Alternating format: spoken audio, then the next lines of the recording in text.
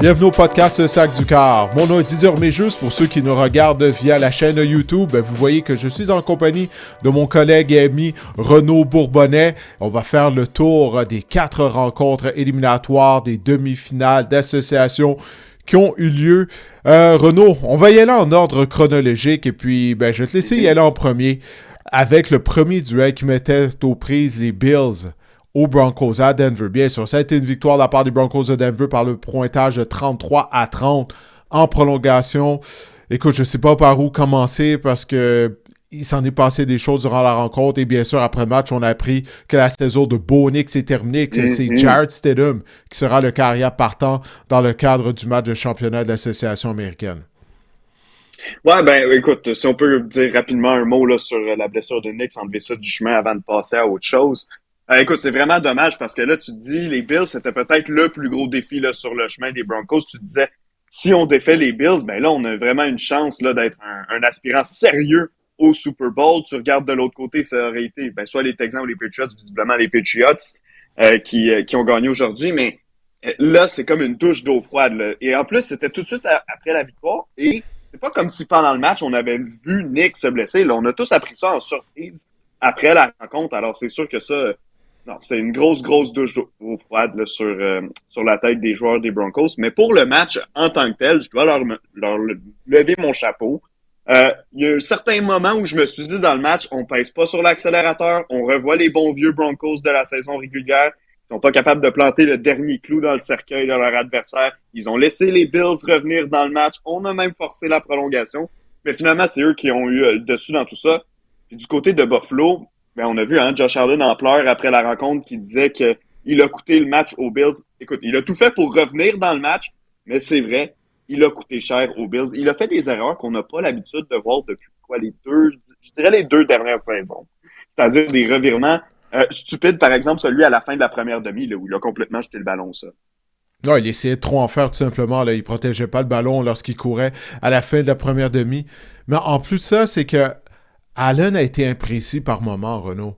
Il y a la passe qu'il a lancée en direction de Dawson Knox qui aurait pu potentiellement être une passe de toucher qui aurait permis même aux Bills de prendre l'avance à la fin du 4e quart. Pour le temps, on a dû se contenter du botté de précision qui a créé l'égalité afin d'envoyer le match en prolongation.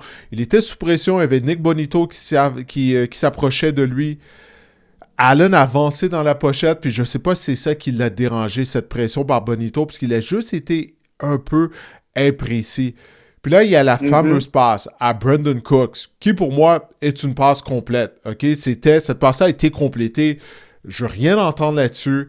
Pour moi, Cooks avait possession du ballon. Il était au sol, puis c'est là que McMillan lui a arraché le ballon, tout simplement. Je veux dire, une fois qu'il a le genou au sol, Cooks, le jeu se doit d'être terminé. Puis, qu'est-ce qui est encore plus déplorable, c'est qu'on n'a pas eu d'explication. Tu sais, puis tu sais, toi et moi, on travaille sur la présentation de plusieurs matchs au cours de la saison. Combien de fois les officiels prennent du temps, ils font un petit caucus, ou c'est long, on se demande pourquoi ça prend autant de temps avant de nous annoncer la décision. Puis là, tout s'est fait rapidement, si bien que Sean McDermott a dû utiliser un temps d'arrêt afin de donner du temps au centre des commandes pour avoir recours à la reprise vidéo. Encore une fois, on rappelle que tout ça s'est passé dans les 2 dernières minutes, donc la reprise vidéo devait arriver du centre des commandes. Mais qu'est-ce que tu as pensé de ce jeu-là? Parce que, premièrement, est-ce que tu crois que c'était bel et bien une réception réussie par Cooks ou tu crois que c'était une passe incomplète?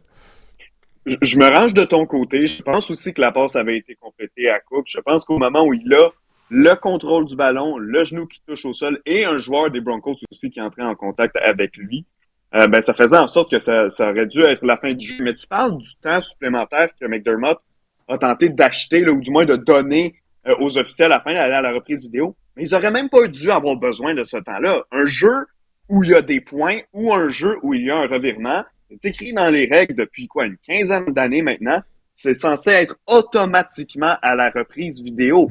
On l'a pas fait, puis ça fait quelques fois cette année, non seulement dans la NFL, mais aussi dans d'autres circuits professionnels, on l'a vu dans la Ligue canadienne, des jeux où justement, pourquoi là, si c'est toujours automatiquement révisé, pourquoi ces jeux-là ne sont pas révisés alors qu'ils sont extrêmement serrés? Moi, je ne comprends pas que dans un match, en plus, un match éliminatoire là, de l'ampleur du match qu'on avait entre les Bills et les Broncos, on n'a pas décidé à la reprise. Alors, en fait, on n'est même pas supposé avoir à décider. Je sais qu'il y a des gens qui disent, mais sûrement qu'on a fait une révision par nous-mêmes en haut. Or, quand les jeux sont révisés, tu sais, il y a une liste des jeux complète que la NFL, à laquelle la NFL donne accès. Et sur la liste des jeux, à aucun moment, on écrit que le jeu a été révisé. Le jeu n'a pas été révisé. Et je pense qu'on n'a pas rendu la bonne décision. Mais dans tous les cas, bonne décision ou mauvaise, on aurait dû aller à la reprise vidéo. Ouais, on aurait dû aller à la reprise vidéo et après ça, l'officiel aurait dû nous donner des explications. Comme on le voit, exact. Lors de tout match de football, on ouvre le micro de l'arbitre et puis l'arbitre nous explique la décision. Parce que même si, là, écoute, moi je suis pas d'accord, comme je te dis, puis toi aussi tu partages mon avis, on croit que Cooks a réussi la réception. Mais si au moins on nous avait expliqué qu'on jugeait qu'il n'avait pas eu maîtrise du ballon assez longtemps et que McMillan, donc, avait réussi une interception, ça aurait été différent. Dimanche matin, ça aurait pas été le sujet de conversation de tout le monde, parce qu'au moins on aurait eu une explication. Puis je vais même aller plus loin. Imagine-toi si le match avait eu lieu à Buffalo. Penses-tu sincèrement que les arbitres auraient juste continué, le jeu aurait juste continué comme si de rien n'était et qu'on n'aurait pas à faire des explications aux partisans au Highmark Stadium? D'aucune façon. D'aucune façon. Donc, je m'explique mal toute la mécanique de tout ça, de ce jeu-là, au niveau des officiels. Mais tout ce que je sais, c'est que les Bills, les joueurs des Bills, les partisans des Bills et tous les partisans de la NFL qui regardaient cette rencontre-là méritaient mieux. On méritait une explication parce qu'on en a constamment. Lorsqu'il y a des décisions controversées ou serrées, les officiels nous expliquent qu'est-ce qui se passe. Puis là, on ne l'a pas fait. C'est vraiment un échec de la part de la NFL, selon moi. Non, écoute, je t'appuie à 100% dans ta démarche. Je pense pas qu'on a pris la bonne solution. Je pense qu'à un moment où, en plus, durant les éliminatoires, t'as une des plus grandes cotes d'écoute, beaucoup plus de gens qui t'écoutent. Il y a des gens qui écoutent le football de la NFL seulement pendant les éliminatoires. Et là, t'as manqué une bonne occasion de peut-être pas t'attirer des critiques. Ouais, puis je veux être clair. Je crois pas que ça a coûté le match, OK, aux Bills. Parce qu'au football, on se fait tout le temps dire de ne pas laisser la rencontre dans les mains des officiels. Les 5 revirements, c'est ça qui a coûté le match à Buffalo. Là. On s'entend là-dessus. Tu peux pas être victime de 5 revirements lors d'un match éliminatoire. Puis malgré tout, le match a été serré. On a perdu par 3 points en prolongation. Non, tout à fait, t'as raison. Les Bills ont été leur pire ennemi dans la rencontre. Josh Allen, la raison pourquoi tout à l'heure j'ai dit on le voyait pas faire ça au cours des 2 dernières années, c'est que auparavant, rappelle-toi, il y a eu cette fameuse période, bon, les 2 premières saisons difficiles de Josh Allen, mais ensuite, il y a eu une période où il est sorti de sa coquille, mais oui, il était victime souvent de revirements. À l'époque, c'était surtout dans la zone payante, là où on le prenait en défaut. J'ai l'impression que c'est ce Josh Allen-là qu'on a vu. Il a essayé d'en faire trop par moment. Moi, le jeu à la demi qui a coûté 3 points aux Bills, même qui eux-mêmes auraient possiblement pu aller inscrire des points. Finalement, on a dû concéder des points aux Broncos. Je me l'explique mal. Je comprends pas pourquoi il a pris cette décision-là. Non, moi aussi, je me l'explique mal. Écoute, il essaie de trop en faire. Je pense que c'est ça, tout simplement. Là. Parce que, tu sais, on en a parlé lors des dernières semaines. Pas de Patrick Mahomes en éliminatoire, pas de Joe Burrow, pas de Lamar Jackson et les Ravens. La porte était ouverte pour les Bills. Puis si toi et moi, puis tous les amateurs de football en ont parlé lors des dernières semaines, tu vas être certain que les joueurs des Bills réalisaient ça, que c'était une opportunité en or pour eux de finalement participer au match du Super Bowl. Puis là, on n'a pas été en mesure de faire en raison des revirements. On a gaspillé une excellente performance à part de James Cook face à une des meilleures unités défensives de toute la NFL face au jeu au sol. Cook a amassé plus de 100 verges au sol. On a malheureusement gaspillé ça, mais c'est ça. Je pense que Josh Allen, d'une certaine façon, ben, il a ressenti la pression. Puis c'est malheureux, Renaud, parce que ça s'ajoute tout ça au déboire des Bills en éliminatoire. Les 4 présences au Super Bowl lors des années 90. Puis là, ça commence à ressembler à ça, sauf qu'on n'a même pas une participation au match ultime à montrer. Tout ce qu'on a, ce sont des défaites, soit lors de la finale d'association ou soit lors du deuxième tour des éliminatoires. Ouais, et cette année, ben, on l'a dit plusieurs fois là, depuis le début des éliminatoires, depuis les dernières semaines de la saison régulière, mais c'était peut-être l'occasion ou jamais pour les Bills. Il n'y avait pas de Ravens dans le portrait, pas de Joe Burrow dans le portrait, pas de Chiefs et Patrick Mahomes dans le portrait non plus. Alors, je dis pas non plus qu'ils avaient le chemin facile, on s'entend, là, il y a des bonnes équipes, les Broncos en font partie là, dans les bonnes équipes de l'AFC, mais quand même, notre kryptonite n'était pas du party, puis on s'était quand même fait arrêter. Et je vais le souligner quand même pas en finale de l'américaine, là, pas au match de championnat de l'américaine, au deuxième tour éliminatoire.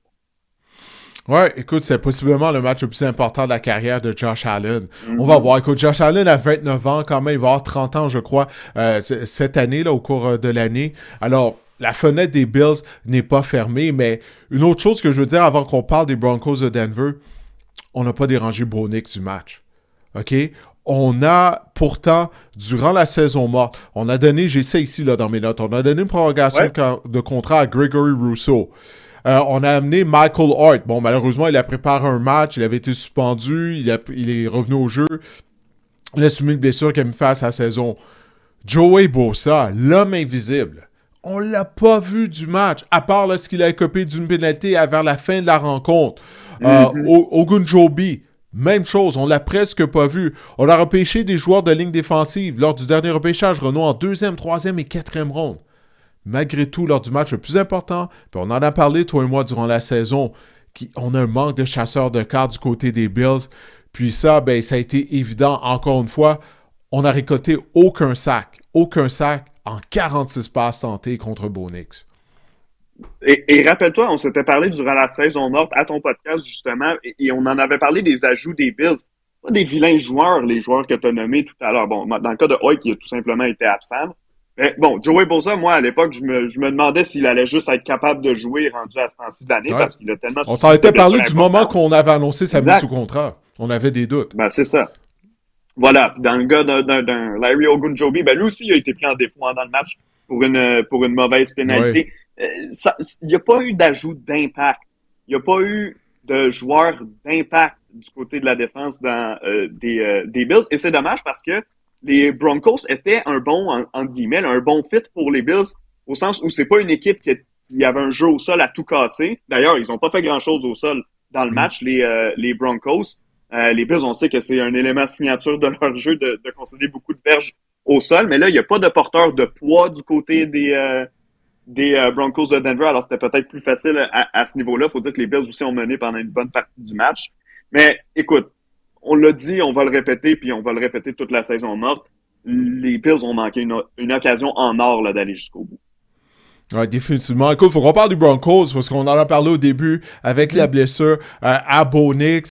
Qu'est-ce que tu anticipes pour les Broncos? On sait qu'ils vont affronter les Patriots de la Nouvelle-Angleterre. Là, je sais, par toute la semaine, ils vont se faire dire qu'ils n'ont aucune chance de l'emporter. Puis ça peut devenir un élément motivateur pour les hommes de Sean Payton. Mais en plus de ça, on mise toujours sur une des meilleures unités défensives de la NFL. On va affronter les Patriots. On va parler plus tard là, du match des Patriots. Mais avec une carrière de deuxième année, qui n'a pas tout cassé depuis le début des rencontres éliminatoires, Jarrett Stidham va être le carrière partant des Broncos de Denver. On n'a pas de jeu au sol sur lequel se rabattre, par contre. Mais avec la défense, si on provoquait des revirements, le match sera présenté à Denver avec la foule bruyante. Je pense que le match peut plus serré que les gens peuvent l'anticiper. Là. Qu'est-ce que t'en penses, toi? Je suis à 100% d'accord avec toi. Écoute, les Broncos, ils ont provoqué 4 échappées dans ce match-là. La défense des Broncos a provoqué 4 échappées. On les a Oui. pas tous récupérés naturellement, mais quand même, on est capable de faire des jeux constamment. Tu l'as dit tout à l'heure, on était sur le dos de Josh Allen. Et moi, de ce que j'ai vu de la ligne à l'attaque des Patriots depuis le début de l'année et encore aujourd'hui dans leur match contre les Texans, ben, il n'y a rien qui me dit que la ligne à l'attaque des Patriots va être capable de contenir le front défensif des Broncos de Denver.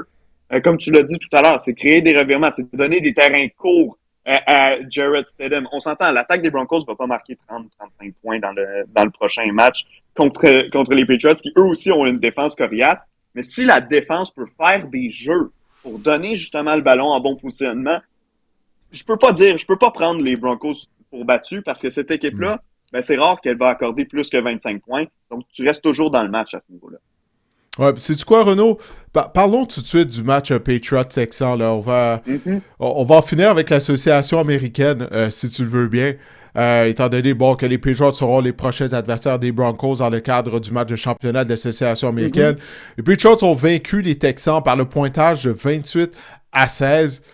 Faut commencer en parlant de CJ Stroud, on n'a pas le choix. Là. Je vais te laisser y aller en premier, mais tout au long de la semaine, moi, je me disais, il peut pas être aussi mauvais qu'il l'a été lundi soir dernier contre les Steelers de Pittsburgh. Ben, c'est quoi, il a été pire. Beaucoup pire, Didier. Ça, c'est une vraie performance qu'on peut qualifier d'inquiétante pour CJ Stroud. Puis depuis 2 ans, parce qu'il Mhm. y a eu toute une saison recrue, rappelle-toi, mais depuis 2 ans, il y a eu beaucoup de blâmes sur sa ligne à l'attaque, à tort ou à raison, sur les coordonnateurs à l'attaque aussi, à tort ou à raison. Mais je pense que dans ce match-là, et un peu la semaine dernière aussi contre les Steelers, on a vraiment exposé le fait que CJ Stroud a sa part de responsabilité aussi dans les résultats qui viennent au niveau de l'attaque des Texans. C'est un résultat, c'est un tout de ces trois conditions-là qu'on a mis ensemble, mais le fait qu'on n'a pas un grand jeu au sol non plus pour les Texans de Houston, mais au final, ce joueur-là, il régresse d'année en année. Jusqu'à maintenant, ce qu'on peut Ouais. observer après 3 ans, c'est qu'il régresse d'année en année. Mais au final, les résultats sont toujours les mêmes pour les Texans. On gagne à la ronde wildcard, on perd à la ronde de division. Donc, les résultats en tant que tel, à chaque début d'année, on dit, les Texans, ils ont une bonne défense, un jeune carrière énigmatique, mais qui pourrait rebondir. Ben, ils vont toujours au deuxième tour. Pourquoi pas les Texans parmi les bonnes équipes? Mais on dirait qu'on est coincé en ce moment. Je vois pas les Texans aller plus loin que où ce qu'ils vont présentement. Du moins, si on réussit pas à solutionner l'énigme CJ Stroud au cours des prochaines années, parce que la performance d'aujourd'hui, elle était pathétique. La première passe, rappelle-toi, puis on s'en est parlé parce qu'on travaillait ensemble sur le match. La première passe était imprécise. La deuxième Ouais. passe était précise, mais Christian Kirk l'a échappé alors qu'elle était dans ses mains. Et là, c'est comme si tout s'était échappé par terre. Le reste du match, ça a été de l'imprécision, des interceptions, à un certain point, 3 interceptions en 7 passes décochées. Il aurait pu en avoir 2 autres où il a été chanceux. Écoute, ça a vraiment, mais vraiment été une performance minable de la part de CJ Stroud. Puis c'est inquiétant de le voir à ce point-ci répondre de la sorte dans des matchs aussi importants. Il n'y a pas d'autre façon de le dire. Tu l'as dit, une performance minable, ça a vraiment été ça.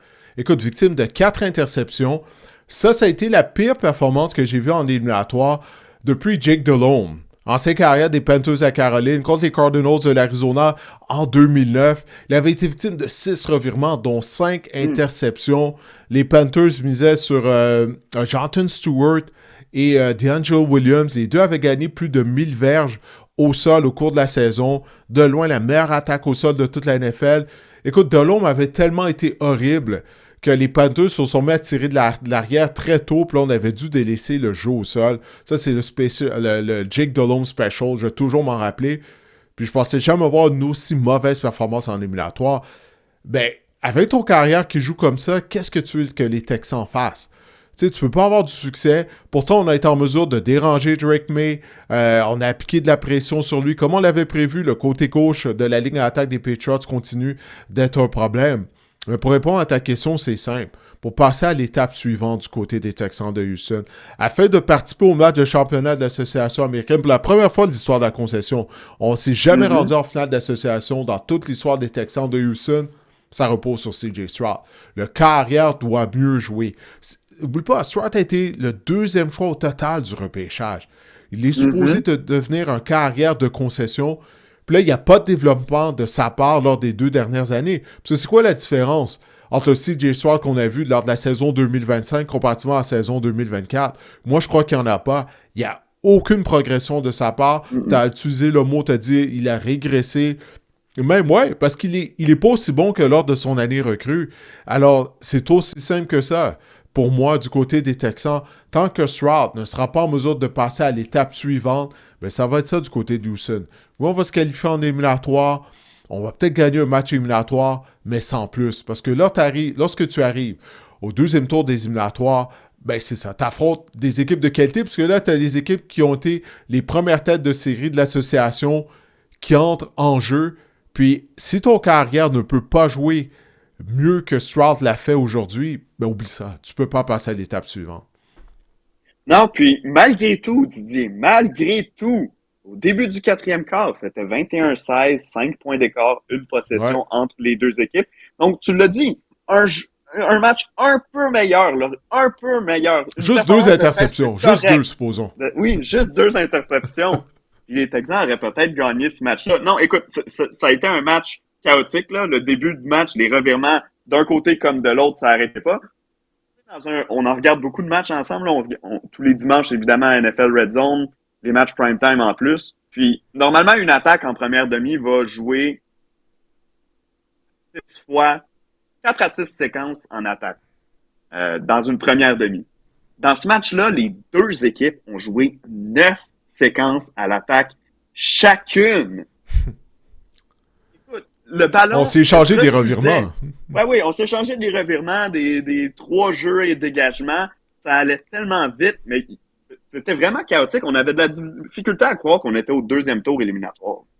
Oui, non, sérieusement, là, ça avait l'air d'un match à 16h25 entre les Raiders et les Cardinals Ouais, Arizona. Là, un des spéciales là, du NFL Red Zone des fois. ouais. Ben, écoute, parlons des Patriots d'Angleterre. Tu sais, je l'ai mentionné, Drake May s'est fait tabasser. Le côté gauche de la ligne à attaque est vraiment un problème. Will Campbell, là, il en a eu plein les mains lors du premier tour éliminatoire contre Khalil Mack. Puis là, ça n'a pas mieux été là, en passant face à Will Anderson et de Neil Hunter. Puis là, on va aller à Denver. On va faire face à Nick Bonito, Jonathan Cooper et compagnie. Ça sera pas plus facile. Qu'est-ce que tu penses des Patriots? Est-ce que tu crois, ben justement, là, qu'on peut connaître du succès, accéder au Super Bowl avec cette ligne à l'attaque-là? Ben, écoute, on a un peu répondu à cette question-là tout à l'heure quand on parlait des Broncos. La raison pour laquelle je crois que c'est pas tout à fait mort pour Denver, ben, c'est que de l'autre côté, les Patriots, c'est une équipe qui est pas nécessairement complètement arrivée à maturité. Tu l'as dit, le côté gauche de la ligne à l'attaque a connu des difficultés. Le duo qu'on va affronter la semaine prochaine en Bonito, Zach Allen, ben, et compagnie, là, tout le front défensif des Broncos de Denver, sur la route en plus pas chez nous à Foxborough. Là. On va aller traverser le pays au complet, aller jouer en altitude à Denver, dans le bruit, avec un corps arrière de deuxième année, mais qui en est à son premier parcours éliminatoire. On va dire à une première vraie année, là, étant donné que ça a été un fiasco l'an dernier avec Gerald Mayo comme entraîneur-chef. Mais moi, je suis pas convaincu par cette équipe-là encore. Et je sais pas qui va venir faire les gros jeux, parce qu'aujourd'hui, c'était ce que c'était. C'était deux bonnes défenses et l'attaque qui allait faire le plus de gros jeux allait réussir à gagner le match. On l'a vu, chez les Patriots, on en a fait quelques-uns. Il y a eu un attrapé d'une main dans la zone début de toute beauté. Ouais, Et de des Texans de beauté. Houston, on n'a fait aucun vrai gros jeu offensif qui nous a donné une chance d'aller gagner le match. Alors c'est là que ça s'est joué selon moi. On savait que ça serait pas une puissance offensive. Ça ne sera pas la semaine prochaine non plus quand on va affronter Jarrett Stidham. Mais peut-être qu'on pourrait avoir droit au même genre de match, un peu moins décousu quand même. Ouais, j'ai bien hâte de voir ça. J'ai bien hâte de voir ça. Parce que ça n'a pas été une performance convaincante de la part des Patriots. Tu sais, lorsque tu as une équipe qui te fait du cadeau du ballon continuellement, comme les Texans de Houston l'ont fait, en plus de ça, tu joues à domicile, tu es supposé l'emporter haut la main. Mais tu l'as dit, du côté des Patriots, on a également été victime de revirements.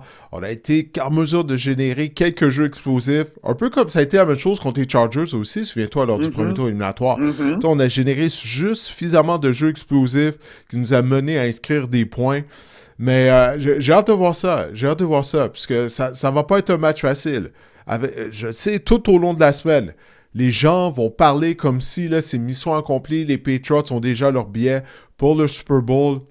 Avec la ligne à l'attaque qui en arrache autant, c'est vraiment pas fait à Denver contre les Broncos.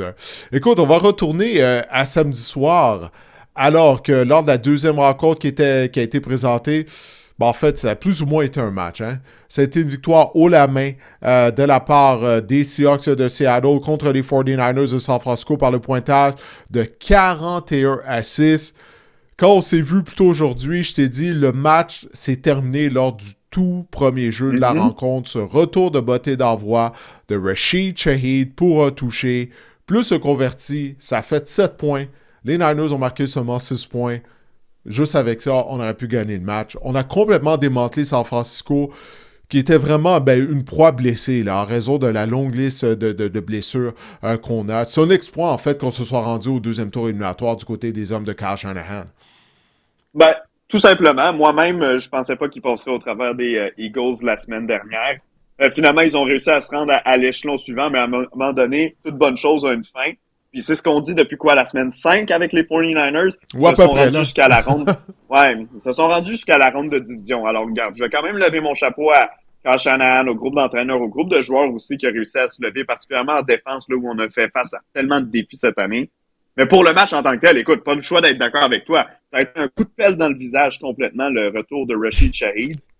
Peut-être la transaction la plus payante de la saison, hein, d'ailleurs, Rashid Shaheed à la date limite des transactions qui s'est amenée à Oui, oui, Seattle attends, via écoute, la Nouvelle-Orléans.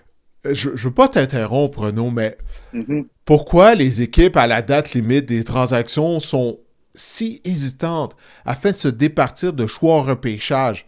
Tu sais, pour essayer d'améliorer leur équipe. Tu sais, Mhm. je pense aux Chiefs de Kansas City qui avaient un besoin criant à la position de porteur de ballon.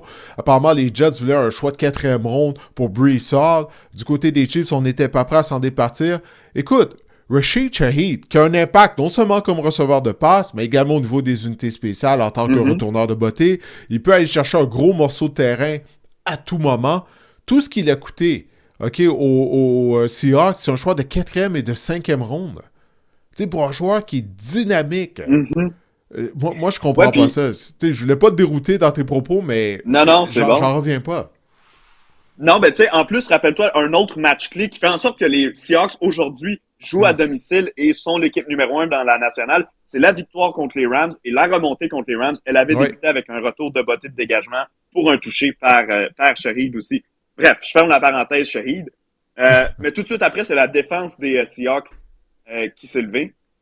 On le sait, c'est une défense robuste, complète, qui a fait du très bon travail cette année, une des bonnes dans toute la NFL. On a forcé des revirements sur les deux premières séquences, un revirement sur essai sur la première séquence des Niners à l'attaque, et ensuite on a forcé un échappé. Là, c'est comme si la balloune des Niners avait dégonflé complètement. À partir de là, j'ai l'impression là, que c'était vraiment une promenade là, pour les Seahawks. Le pointage a fini par décoller, puis on s'est sauvé avec la rencontre. Mais écoute, on était tout simplement trop fort pour les 49ers. Lors de la semaine 18, les deux équipes avaient croisé le fer. Dans un match bon pour la première place au classement, ça Mhm. s'était terminé 13-3, qui est un pointage serré. Mais si on regarde l'ensemble de tout ça, ben, ça fait que contre deux matchs, contre les 49ers, les Tennessee 49ers, une équipe qui s'est battue jusqu'à la semaine 18 pour le premier rang de l'association, on leur a concédé 9 points en deux matchs. Oui. Non, non, c'est ça. Écoute, les Sox étaient la meilleure des deux équipes. Là. Puis encore une fois, je me sens mal pour les 49ers. Écoute, George Mm-hmm. Kittles n'était pas là. Bon, c'est Fred Warner, Nick Bosa, la longue liste de blessés. Tu sais, t'affrontes une des meilleures équipes. C'est pas la meilleure équipe de la NFL à Seattle avec le 12e homme. Puis, je veux dire, j'ai éprouvé de la nostalgie, là. En voyant le 12e homme, Ouais, à hein? quel point la foule était brillante à Seattle, ça me rappelait, là, il y a quoi maintenant, quoi, une douzaine d'années, un peu plus même, le Mm-hmm. Legion of Boom, tout ce qui manquait, c'est Richard Sherman et compagnie. Tu sais, de revoir ça, de revoir les Seahawks avec une défense dominante, la foule gonflée à bloc. Je veux dire de quoi j'ai vraiment aimé ça. Mais tout ça pour dire, les Seahawks, Renaud, ont marqué 27 points à la suite de revirements. Puis je veux juste donner crédit au DG John Schneider.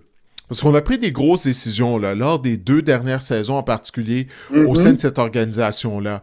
OK? On a passé de Pete Carroll à Mike McDonald.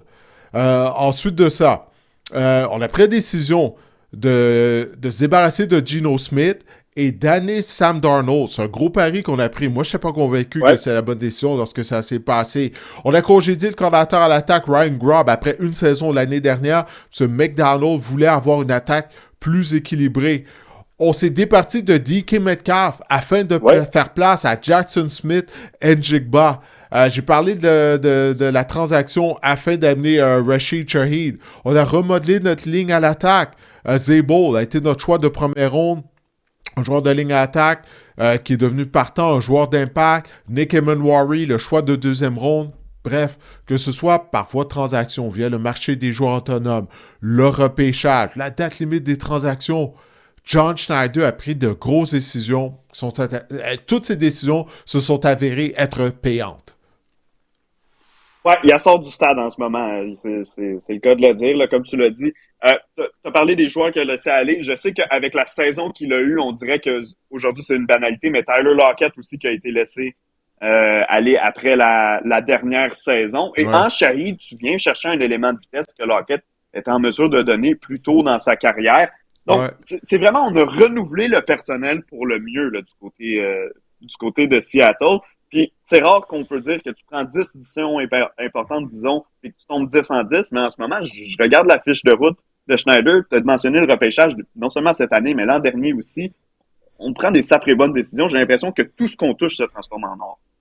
Oui, il a la touche Midas, comme on dit. Là. Non, c'est vraiment, en tout Exact. cas, ça, je Exact. pense vraiment que ça valait la peine de souligner son travail. Là, parce que ça n'a pas été long.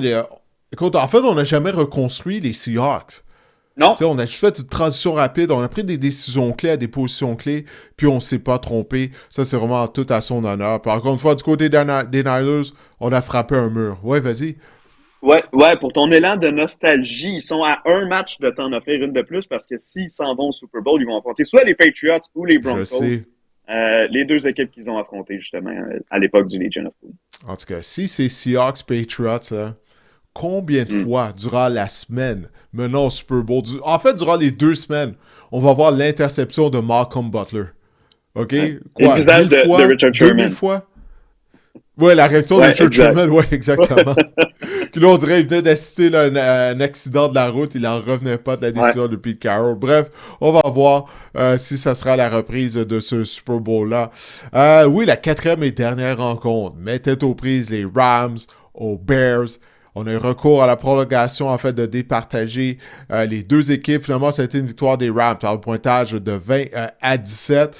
Finalement, la température n'a pas été un facteur parce qu'on a été capable de passer le ballon malgré le fait qu'il faisait près de moins 20 degrés Celsius au Soldier Field.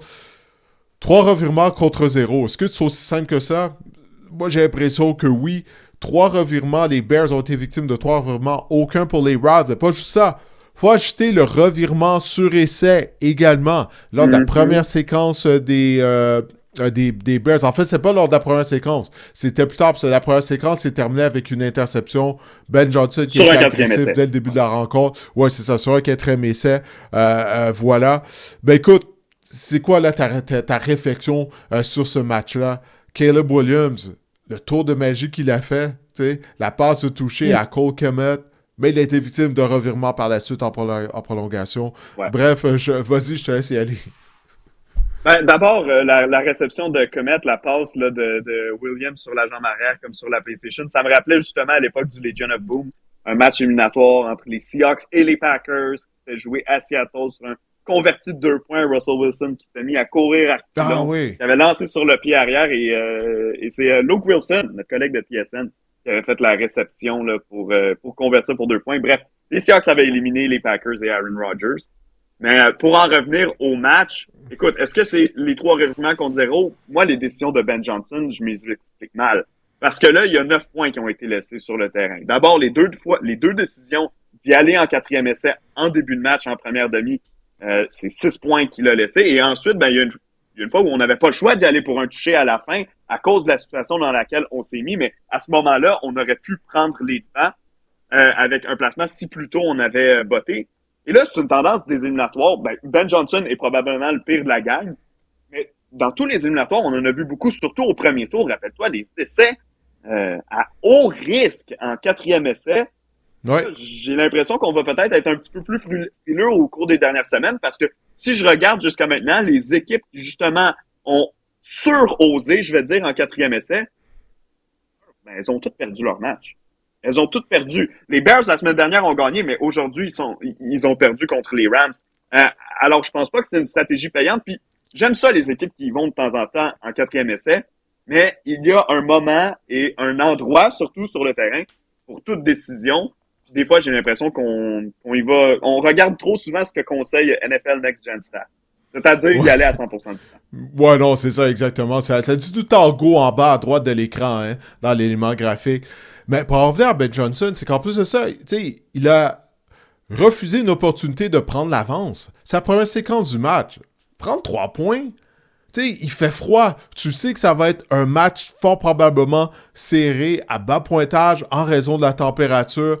Prends le 3 points, c'est aussi simple que ça. Depuis quand prendre l'avance 3-0, c'est pas bon? Depuis quand mener 3-0 à la suite de ta première séquence, c'est insuffisant? C'est ça là, que je comprends pas. Pour moi, ça fait vraiment pas de sens, tout ça. Ben, je veux donner crédit à l'unité défensive des Rams. Parce que cette défense-là n'a pas bien terminé la saison régulière. Même la semaine dernière, on a accordé 31 points là, à Bryce Young aux Panthers à Caroline. Mais là, je crois vraiment qu'on s'est levé, Renaud. Surtout près de la zone des buts et lors des situations de court gain. Continuellement, on a été en mesure de stopper les Bears de Chicago. près de la zone des buts, c'était vraiment... lorsqu'on a claqué la porte au visage des Bears, ça a vraiment été une performance impressionnante de la part des Rams. Bref, on a revu la défense des Rams d'une certaine façon qu'on avait vu lors des 8 premières semaines de la saison. Ouais, et tout ça sans avoir mis non plus énormément de pression sur Caleb Williams. Il a été frappé 4 fois seulement. On n'a pas récolté de sac. Mais dans l'ensemble, je trouve que tu as raison de dire que ça a été une performance rassurante. La tertiaire, depuis quelques semaines, c'était très, très, très difficile pour les Rams. Je te dis pas qu'ils nous ont sorti une performance toute étoile aujourd'hui, mais quand même, on a vu une amélioration à ce niveau-là. Ça, c'est rassurant pour la suite des choses. Maintenant, est-ce qu'on peut le refaire la semaine prochaine? Pourquoi pas? Tu sais, du côté des Rams, on va affronter les Seahawks. On les a affrontés 2 fois de cette saison. On s'est séparé les honneurs. Puis d'ailleurs, les malheurs des Rams, tant qu'à moi, ils ont commencé à la mi-temps du match contre Seattle il y a quelques semaines, le fameux match où je parlais tout à l'heure où Rashid Shaheed avait inscrit un touché sur les retours de beauté. Et à ce moment-là, les Rams étaient en converti de 2 points de Charbonnet complet de la nationale. Exact. Les Rams étaient en contrôle total de ce qui se passait dans la nationale à ce moment-là. Depuis le début de la saison, on se disait, c'est les Rams, ils vont se sauver avec le titre dans la nationale. Ça faisait plusieurs semaines qu'on le pensait. Puis, je sais pas. Moi, ça m'a déçu la manière dont on a terminé la saison du côté de Los Angeles. À quelques semaines de la fin de la saison, c'était mon cheval jusqu'au bout, jusqu'au Super Bowl. Puis là, on dirait que toutes les semaines, j'ai douté. Et là, aujourd'hui, ils nous ont sorti une bonne performance. Mais si tu peux me permettre de compléter là, sur l'agressivité de Ben Johnson en début de match, tu disais depuis quand c'est pas bon de mener par 3 points et tout. Mais j'ai l'impression que les équipes qui affrontent les Rams depuis le début du match, donc les Bears et les Panthers, qui avaient fait la même chose, rappelle-toi, les Panthers dans leur propre territoire, ils étaient allés en 4e essai sur leur première séquence. J'ai l'impression qu'on pense aux Rams de la mi-saison qui marquaient 40 points à tous les matchs. Matthew Stafford finissait tous les matchs avec 5 passes de toucher, alors que lors des dernières semaines, il y a des moments de ralentissement dans les matchs pour les Rams en attaque. C'est pas une équipe qui inscrit 30 points à tous les matchs. D'ailleurs, aujourd'hui, ça a pris une prolongation pour en marquer 20 du côté de Los Angeles. Alors, je vois pas l'urgence d'aller marquer à coup de 7 pour Ben Johnson ou pour Dave Canales la semaine dernière. Allons-y coup par coup. Les Bears ont été leur pire ennemi dans ce match-là. Oui, il y a eu d'autres erreurs. Oui, il y a eu toutes sortes de jeux pendant ce match-là. Mais les Bears ont eux-mêmes mené à leur. Ouais, les Bears ont été 1-4 en situation de 4e essai au cours du match. Et puis, c'est possiblement vrai qu'est-ce que tu dis, mais si c'est le cas, est-ce qu'on peut attendre de voir comment le match va se dérouler? Tu sais, avant de décider, OK, il faut marquer des points à cause qu'on affronte les Rams. C'est 10-10 à la mi-temps. Tu sais, c'est 10-10 à la mi-temps. La défense des Bears, elle a bien joué. Donc, c'est pour ça, ça fait pas de sens. Prends le pouls de la rencontre, puis Ben Johnson s'est ajusté parce que plus tard, au cours de la rencontre, il a fait face à un 4e essai et 2. Puis là, le pointage était encore égal 10-10, puis il est allé d'un botté de dégagement. Moi, j'ai été surpris par ça. C'était au début du 4e quart, si je me souviens bien, mais c'était la chose à faire. Parce que le match était serré, la défense des Bears jouait bien. Tu sais, des fois, là, y aller de botté de dégagement Renault, c'est un bon jeu. C'est la bonne décision. Il faut accepter ça, là. Tu sais, tu peux pas être premier essai après premier essai ou marquer touché après touché. Donc, d'y aller de botté, des fois, c'est bon. Puis là, c'était le cas. Puis regarde, on a même eu recours à la prolongation. On n'a pas perdu à cause de cette décision-là d'y aller de botté de dégagement. On a botté le ballon, ça n'a pas été la fin du monde. On a eu l'opportunité de gagner ce match-là. Donc, j'espère que Ben Johnson va avoir appris de ces situations-là au cours de la rencontre. Puis, je veux pas passer... Ouais, ben vas-y, je vais te laisser aller en premier, vas-y. Ben écoute, moi, Ben Johnson, tant qu'à être agressif à presque toutes les séquences, à la fin du match, quand il a inscrit un touché, pourquoi pas y aller pour 2? Il avait de la difficulté à avancer le ballon, c'était difficile, les séquences étaient rudes. Comme tu disais, la défense des Rams t'a donné une bonne opposition dans ce match-là. T'as marqué un touché dans les dernières secondes du match. Tu peux aller régler le cas des Rams. Tu vas me dire, c'est risqué d'y aller pour 2, mais oui, mais il y a un risque à tout. Au final, on l'a perdu.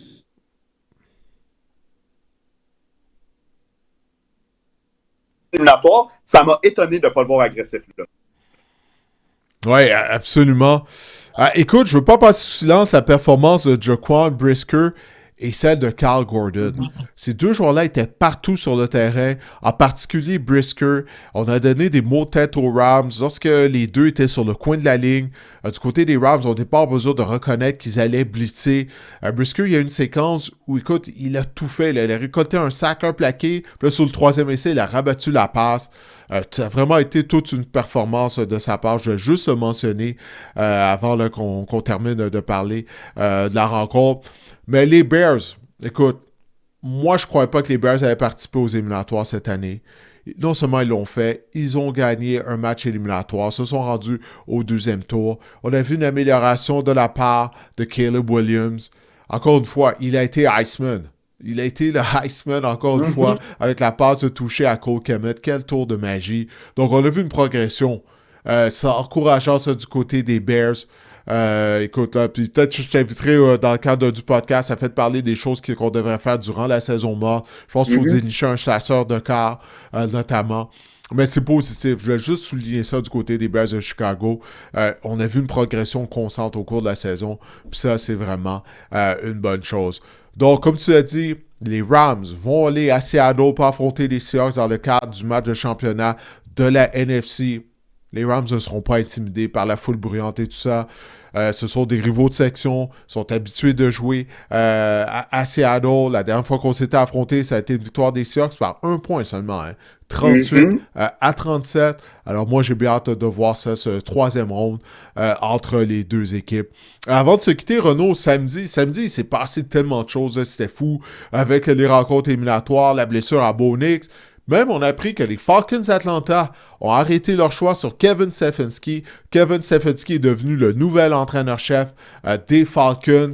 Ça a été quoi ta réaction lorsque tu as appris la nouvelle? Est-ce que tu penses que Stefanski à Atlanta, ben, ça fait du sens qu'on va être en mesure de connaître du succès puis finalement atteindre notre plein potentiel avec cette équipe qui est talentueuse et de participer aux éliminatoires pour la première fois depuis 2017. Là, c'est la deuxième plus longue disette après celle des Jets, sans éliminatoire du côté de la NFL à Atlanta.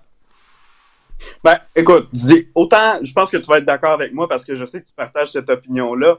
J'avais hâte de voir Kevin Stefanski avec une autre équipe que les Browns de Cleveland parce que je crois qu'il a quand même, somme toute, fait du bon travail. Si on prend son règne à la longueur au complet là, chez les Browns de Cleveland, il a été titré 2 fois entraîneur de l'année. Rappelle-toi qu'on lui a enlevé son carrière étoile. Littéralement, on a mis dehors Baker Mayfield, qui avait ses difficultés à Cleveland à ce moment-là, c'est vrai, mais quand même, il était blessé, ennuyé par des blessures. Il avait encore du potentiel. Ben oui, complètement. Et tout ça, au final, pour faire l'acquisition de Deshaun Watson et tout son historique, et on sait le flop total que ça a été en capital transaction, en capital monétaire sur la masse salariale également, mais aussi tout simplement pour l'image des Browns de Cleveland qui se sont juste tirés dans le pied avec cette décision-là. Ça vient du propriétaire. Et puis, ben, Stefanski, maintenant, il est plus là-dedans. C'est un gros défi qui l'attend quand même à Atlanta parce qu'il va avoir des grosses attentes pour leur attaque l'an prochain. On ne sait pas ce qui va arriver avec Michael Penix parce qu'il a subi une grosse blessure. Est-ce qu'il va être là au début de la saison ou du moins dans le camp d'entraînement? J'en doute. Stefanski, si je ne me trompe pas, on en parlait hier, toi et moi, il a un lien avec Kirk Cousins qu'il a côtoyé au Minnesota. Oui, lorsqu'il était coordinateur à l'attaque là-bas. Exact, ben oui, tout à fait. Et moi, personnellement, Kevin Stefanski, jusqu'à preuve du contraire, il était le joueur vedette sur le marché des entraîneurs tant qu'à moi. Tu vas pouvoir me dire John Harbaugh aussi. Peut-être, OK. Mais moi, j'aime beaucoup. Ben, Harbaugh était le gros domino.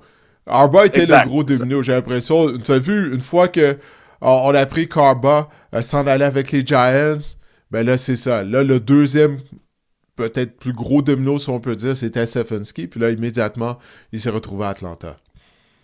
Ben, c'est ça, voilà. Donc, je trouve ça intéressant pour la suite des choses, mais du côté d'Atlanta, écoute, on avait un candidat vedette qui, clairement, était intéressé par le boulot, par le chantier de travail du côté d'Atlanta. On l'aimait aussi. Donc, on a décidé de fermer les livres parce que là, tu le vois, les entrevues, ça se multiplie. Il y a des heures de rencontres qui changent parce qu'on ne veut pas se faire couper l'herbe sous le pied. Les Titans, par exemple, qui avaient des rencontres prévues avec John Harbaugh tout de suite après sa rencontre avec les Giants, ben finalement, il a signé avec les Giants. Même chose avec Kevin Stefanski qui devait les visiter. Bon, on s'entend, les Titans du Tennessee sont pas nécessairement un chantier aussi intéressant que les Falcons d'Atlanta. Mais c'est ça en ce moment, c'est la folie. Puis probablement que quand l'épisode va être mis en ligne, il y aura encore d'autres nouvelles qui vont être sorties par rapport aux entraîneurs. Oui, oui, je m'attends à ça. Là, au cours de la semaine, il y a des postes vacants d'entraîneur-chef qui vont être comblés. Là, étant donné qu'Harbaugh et Meta Stefanski ont trouvé des nouvelles équipes. Écoute, Stefanski, il hérite d'une équipe talentueuse.